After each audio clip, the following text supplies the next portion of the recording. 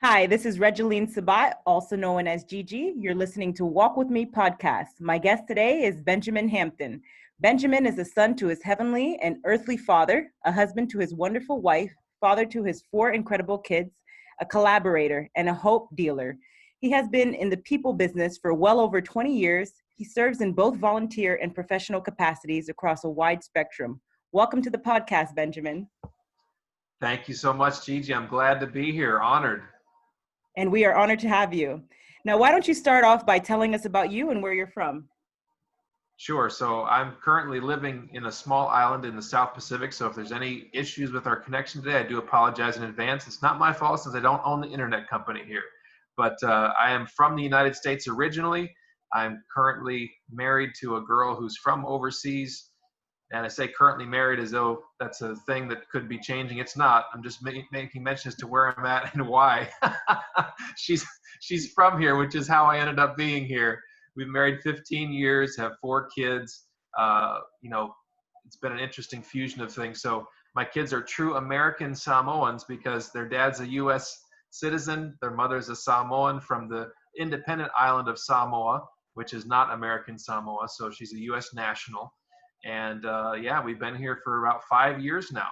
After having been married 10 years, we've been down here for the last 5. So it's been an interesting journey to say the least.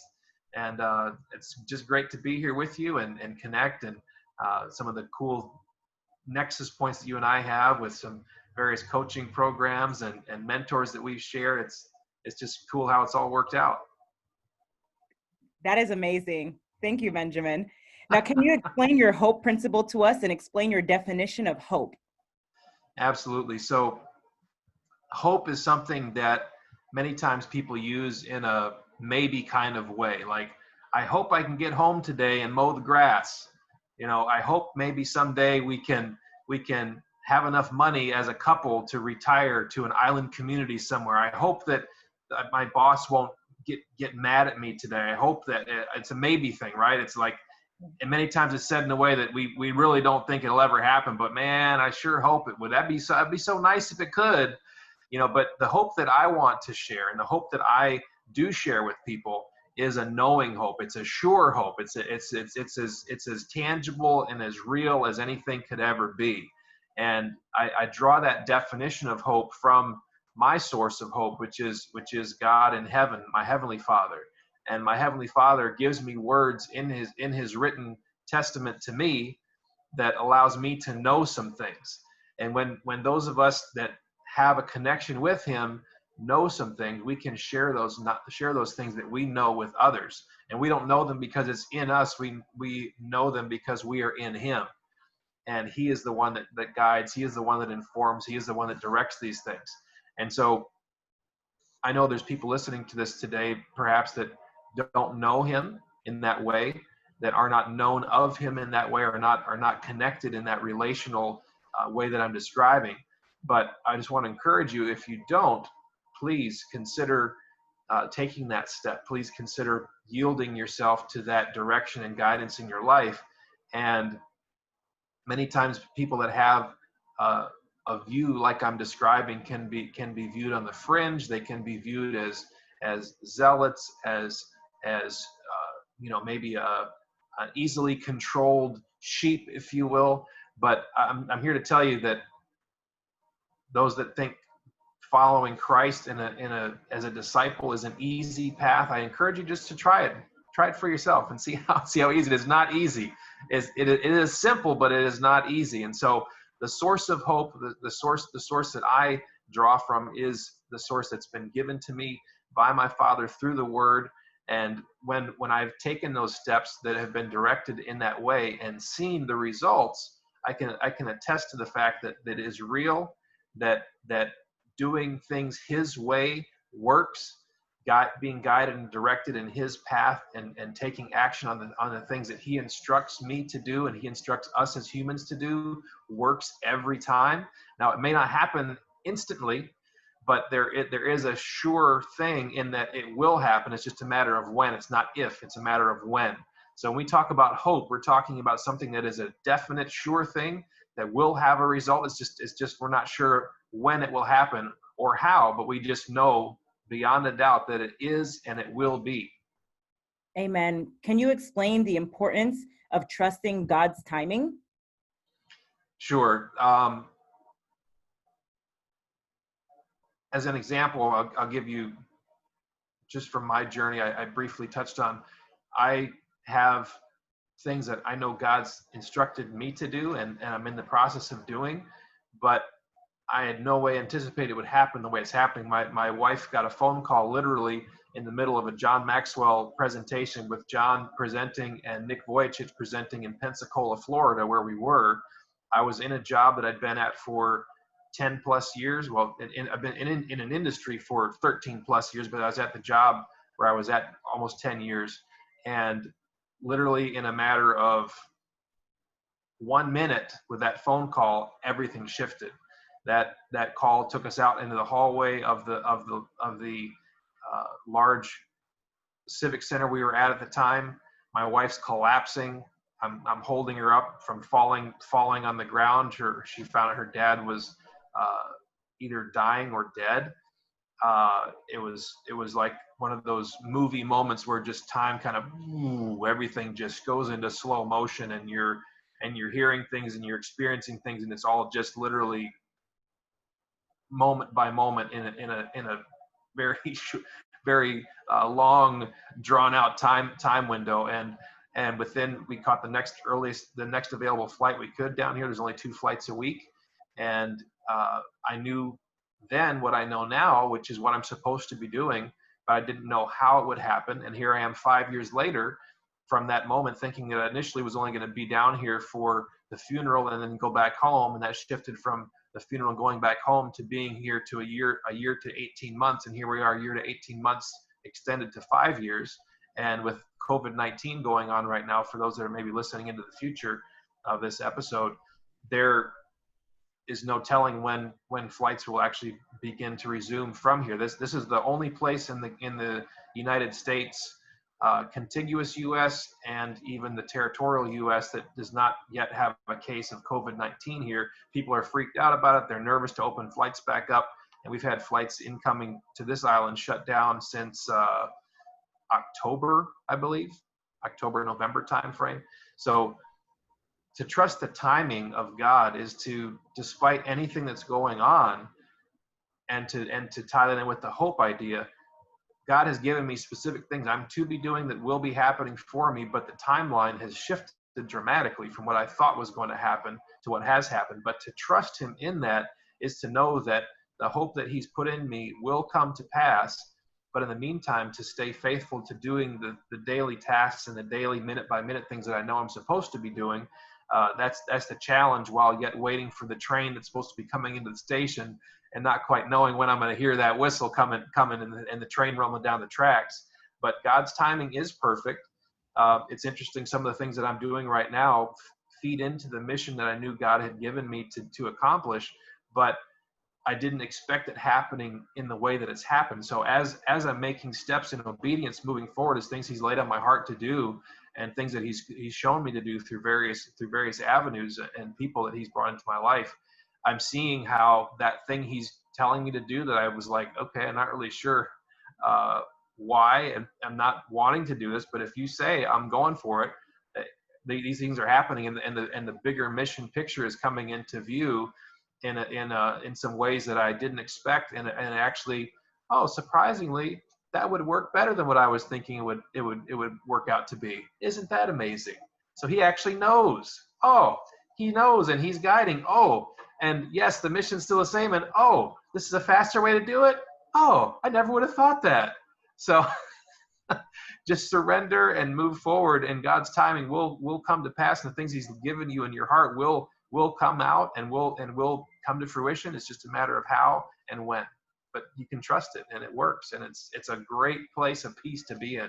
If you visualize a hammock swinging by the ocean, just wrapped around you tightly, and the breeze is blowing, you can be like, hey, I'm in God's hammock, man. I'm relaxed. I'm in the middle. I hear the waves. I may see some storms come by on the beach, and maybe some big waves coming up, but I'm in a little covering over here. I'm in a little bubble, and I can just keep on doing the hammock thing and just relax and let him tell me when it's time to do the next thing. But I'm still just going to keep on swaying. Amen. First and foremost, I want to say I'm so sorry to hear about your wife's father, and also that I agree with you in regards to God's timing. So thank you so much for sharing that, Benjamin. Absolutely. And now, can you explain to us what the hope factor is? Yes. So the hope factor is exactly that. It's something that literally 4 weeks ago, 5 weeks ago now, I had no intention of doing, was not planning to do. I knew God had told me to get some books written, and those books have formed and taken shape. And I'll share some of that framework with the audience here. But the hope factor was something that, as a podcast platform and a video platform, is the ability to share people's stories, to share people's journeys, to share people's experience of hope in their life, and a way for them to give the audience hope for their life, to have a person that can come on that will resonate with certain people out there in ways that I myself won't, but they will, and they will connect with their message, they will connect with their story, and they'll say, hey, if that person, Joe Schmo, can make it, if Sally Smith can make it, I can make it too. Because what they're talking about is something that I'm in the middle of right now, but they're 10 years past that. They're 15 years into it. They're 6 months into it. I'm just getting blasted by this thing right now. And so we can bring stories and interviews forward with guests that have experiences to share, and also action steps to help people implement in their own life, in their own sphere personally, that they can also then share with their own sphere of influence once they're able to experience it personally. That's what we're doing through the Hope Factor. So we're getting their story, getting their journey, giving the audience actionable steps that they can take and use in their life immediately. And it's just been a great thing, and it will feed into the process of the books, because the books are also a collaborative process. There's going to be 4, in quotes, professionals for each of these 3 books. I was thinking, once again, the book thing, I had no intention of writing a book. I had no intention of authoring anything. That was not on my radar at all, but it was like very clear I was supposed to. It's like, okay, I guess I'll do that. So I'm investing money, I'm investing time in this. And when the process started moving forward, I was like, there's more than one book here. This is not just it. And I'm like, more than one book. Come on, God, why you do me like that? I didn't want to do 1. Now you got me going to 3. Come on. But it was very clear what it's supposed to be, and it goes back to my own story to a degree. I noticed there was a common thread with people who have gone through suffering. Just grab a drink here quick. And I noticed that those people that had gone through suffering, who'd walked through a fire, were people I could recognize from a distance, and I could recognize in the way they talked and the way they related, because I myself had gone through some fires. And I was noticing this common thread, and it seemed like the people who were the most effective, who were the most successful, who were doing the most, being the most for others, had gone through some incredible tragedies, either private or public or both. But yet here they were on the other side of it. So I started just calling these people firewalkers in my own mind, and say that guy's a firewalker, that lady's a firewalker. They've been through some stuff. They've been through some stuff that's shifted who they are, and they're a totally different person now. And I knew myself from my own journey, I was shifted incredibly through some various things in a different series of events. And speaking to trusting God and walking through a process. I mean, there was some dark times. There were some rough, long-term tunnel times, and I had no idea when that tunnel would ever end. It didn't seem like it was ever going to end at the time, and I'm still journeying through it in some ways. But those deep, dark valley times that I went through were thankfully for a purpose and for a plan, and I knew they would be in my head. But to experience it and walk through that was an entirely different perspective on the whole thing. And so I started noticing these people were firewalkers, right? And so I thought, man, that's what I got. That's the book I'm supposed to write. I'm supposed to write a book about firewalkers and what that means. And then as I was thinking through the process, like, no, there's more to this fire thing. There's also those that are fire seekers. There's those like myself who have something that really ignites their spirit, ignites their soul, but yet their purpose, if you will, but they have yet to discover it, and they're looking for that. They're like, okay, I'm a person. I kind of know who I am. I'm not 100% sure, but I'm not sure what I'm supposed to do in life. I'm not sure what I'm supposed to bring to life. It's not just working a job and making money and buying a house and buying a car and, you know, material things. That there's more to it. There's not just volunteering here. It's not just doing these things. There's more to it. What am I really here for? What's that fire? What's that thing that I'm supposed to be? So they're seeking. They're a fire seeker. And then the third piece of this came together when I moved down here. I knew about this for a long time, but I never really knew about it like I do now. And that is the fire dancer. This is the place in the world where the fire dance originated. As a matter of fact, when I first moved here, I met the very man whose father was the very first fire dancer ever.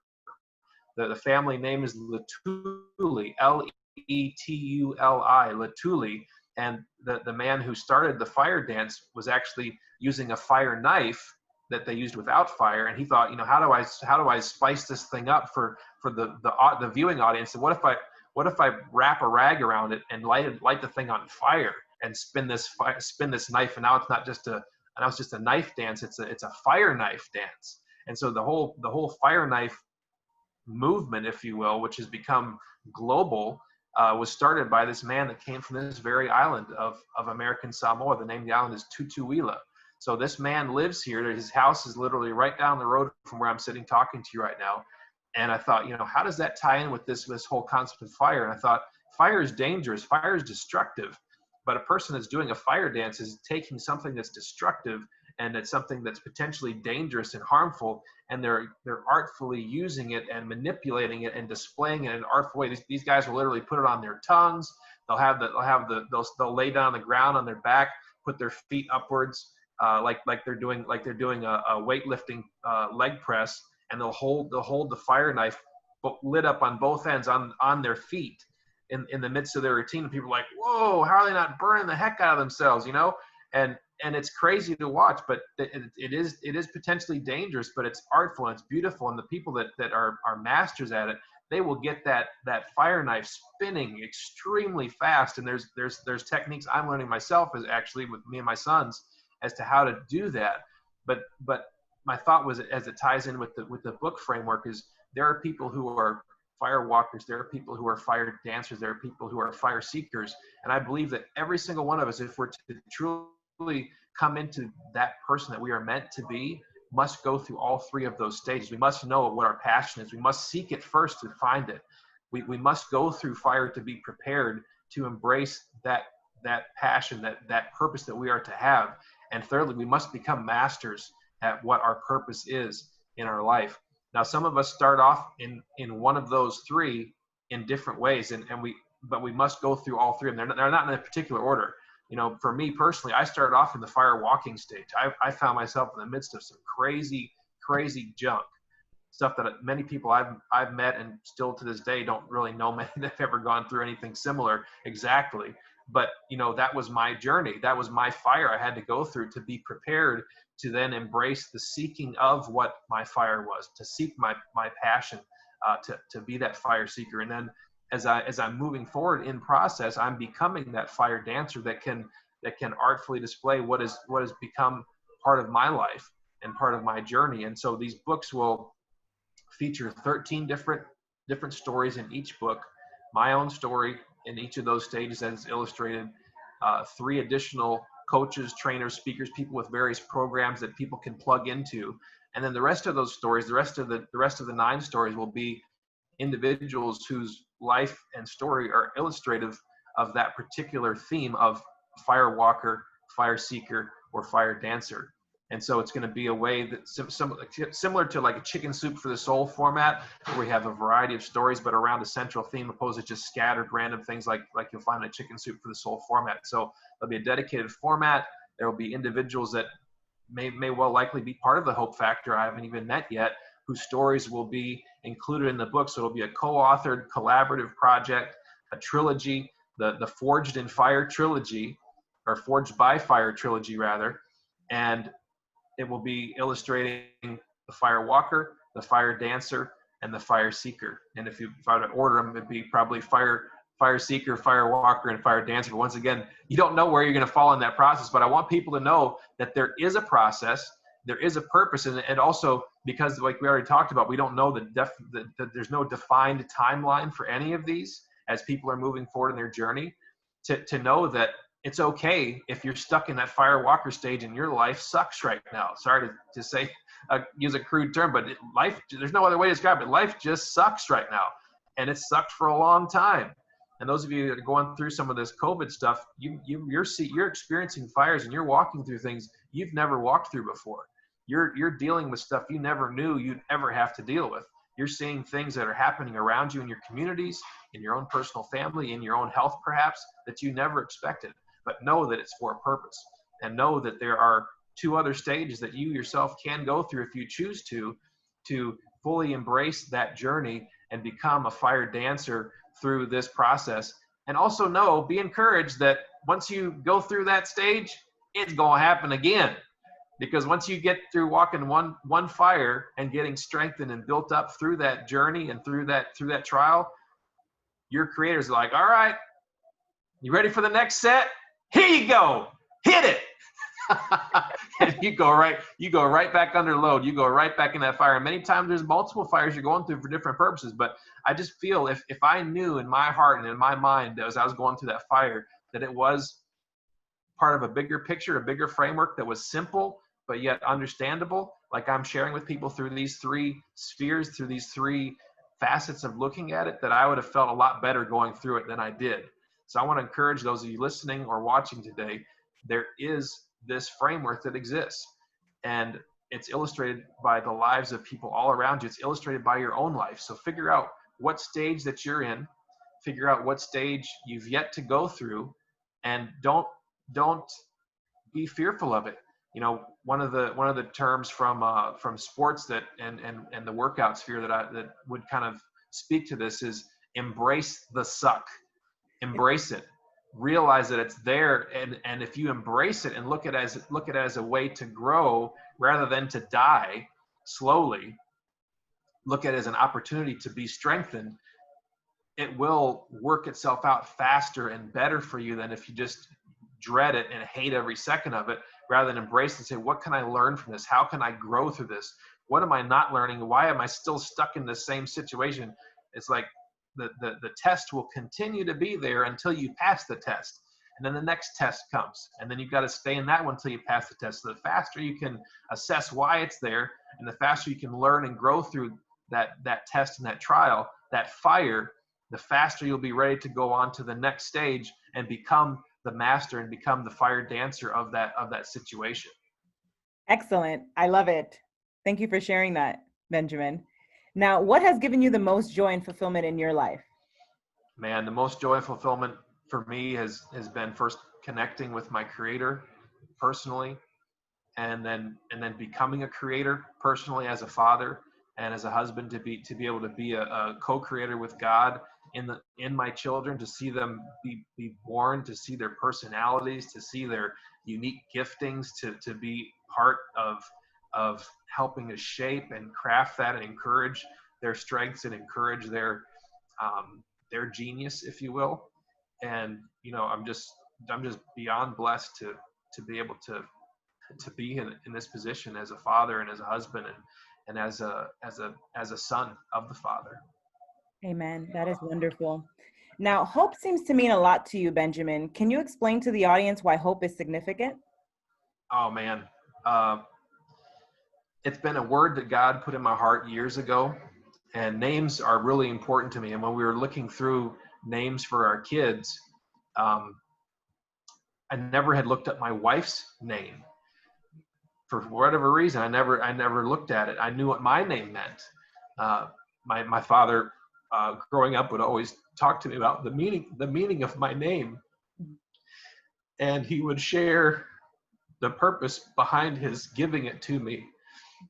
And for those of you that don't know the background of my name, Benjamin was the son of a father who very much favored the wife that the son was born from. Now, I'm not in agreement with that. I'm not in agreement of favoring one wife over another. You should love all your wives the same. all wives should have the same amount of love. I'm just kidding.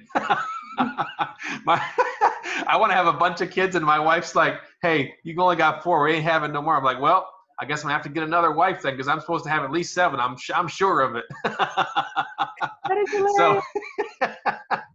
so, I think you should love all your wives the same. You shouldn't discriminate. But no, there was a man named Jacob, and Jacob had 2 wives, and the wife that was his favorite wife. And granted, he was tricked into taking one instead of the other. So really, can we put that on Jacob as being the bad guy? Really, his tricky uncle is what it boiled down to. But anyway, he had 2 wives. This is in ancient times. For those of you that are just listening in for the first time, he had 2 wives.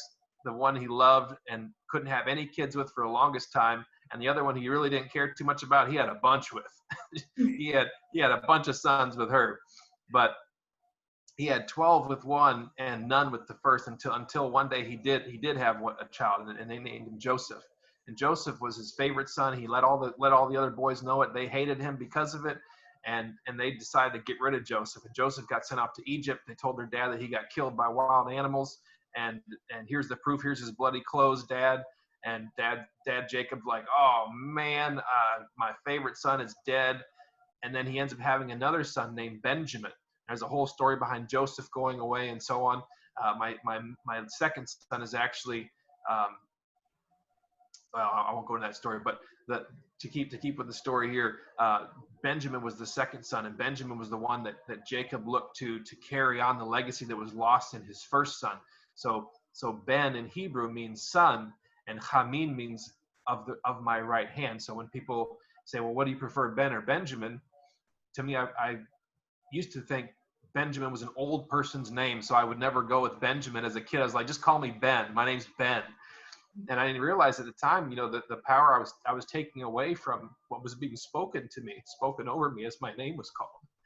And so in recent years, it's been like, no, my name is Benjamin. I'm the son of the right hand. So to Jacob, that meant this is the son that I will pass on my inheritance to. This is the son that I will pass on my influence to, my power to. And I'm resting a lot of responsibility on this son of mine. So for me to have the name Benjamin is very powerful. And I'm doing all I can to grow into what that's supposed to mean. But back to the names, I'm looking through my wife's name, and I'm like, let me look up my wife's name. I never even looked this up. I can't believe it. My wife's name is Nadia.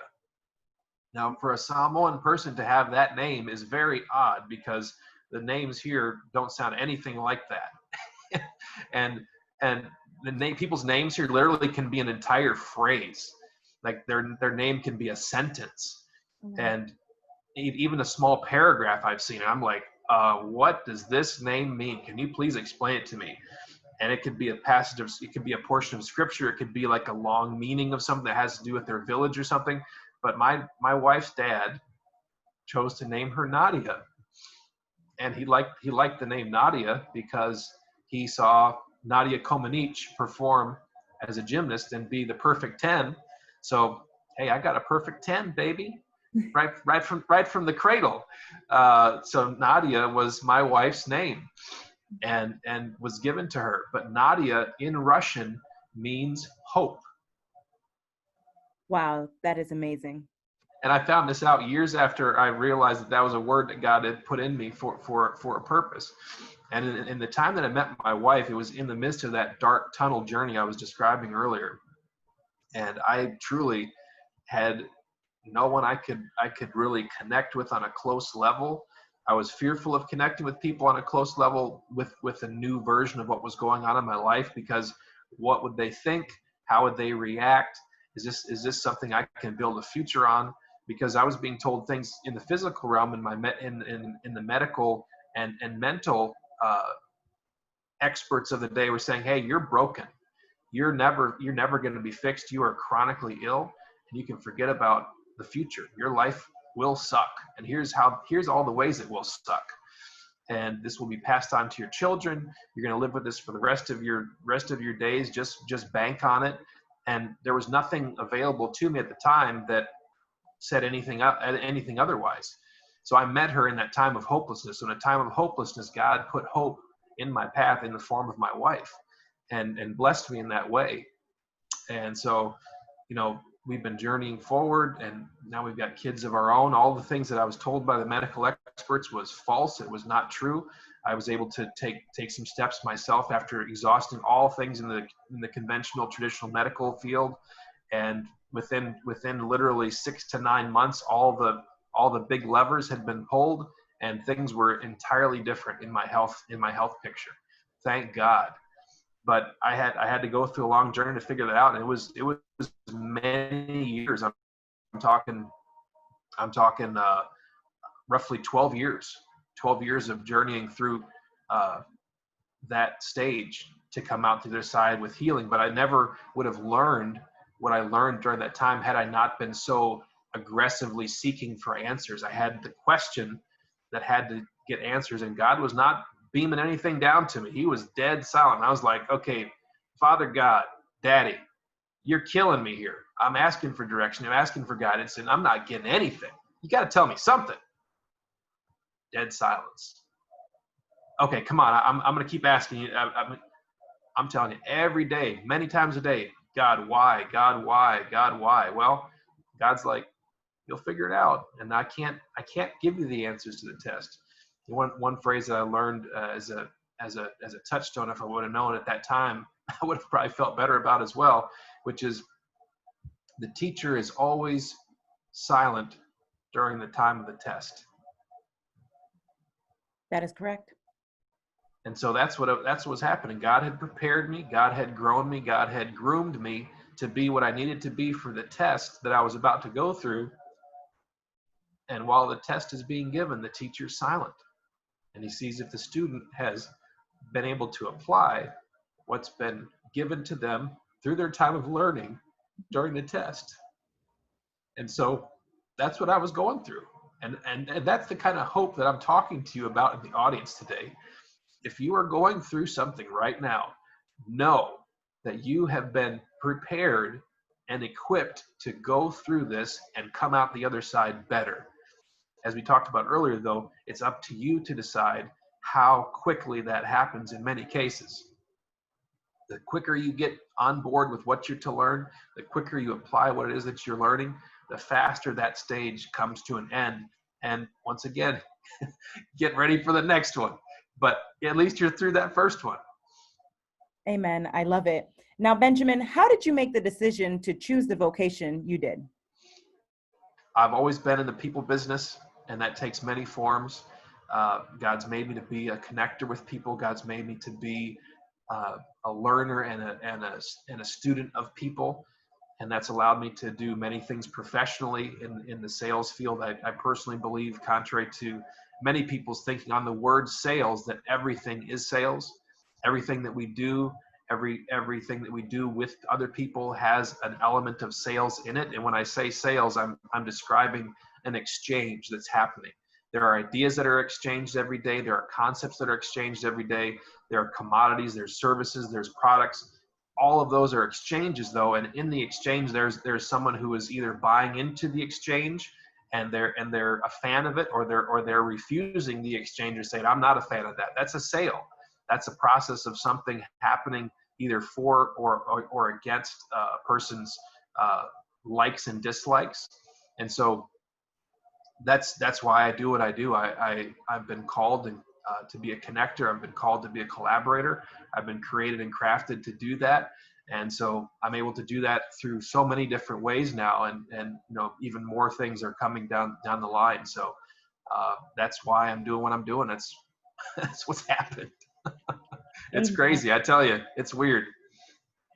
And here you are, you've overcame so much. God is truly great. I love it. Now, did you experience an aha moment on your life journey, Benjamin?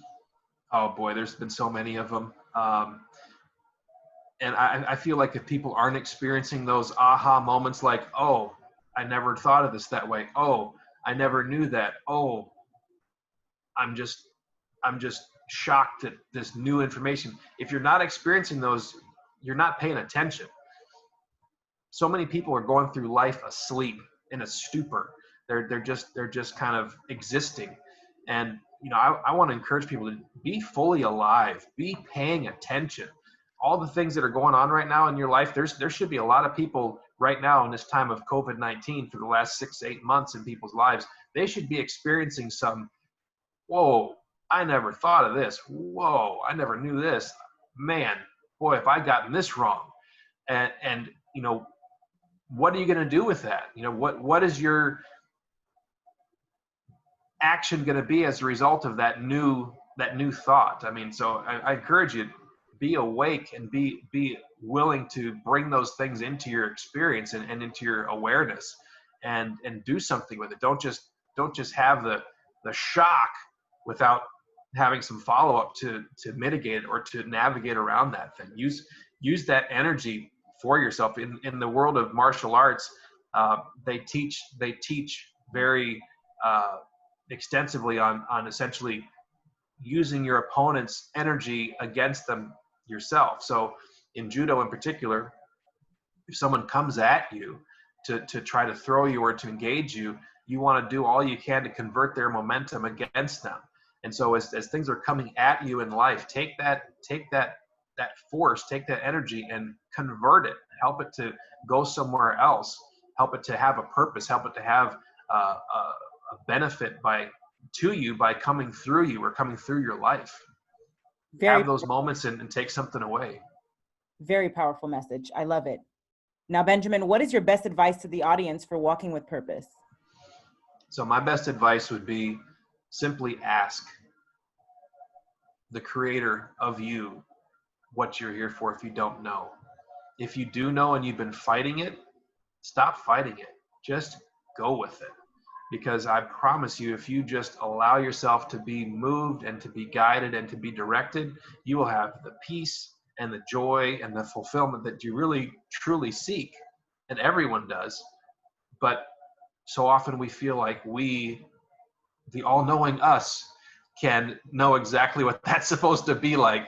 And we're going to do it ourselves because, by God, that's how I am. I do things for me. I know what I want. I know what I'm about. And I'm here to tell you, you don't. And if you have something coming to, I mean, you may know in part, but you don't know in the fullness. Like I said, I know some things because it's been told to me to do, but I wasn't aware of how to best move it forward, but he does. And that's the thing. So the first, in a nutshell, this means get connected. Get connected to who is meant to guide and direct you, who has crafted you, who has formed you, architected you, engineered you for a specific task and purpose. That doesn't mean there's multiple things you can't do. There are.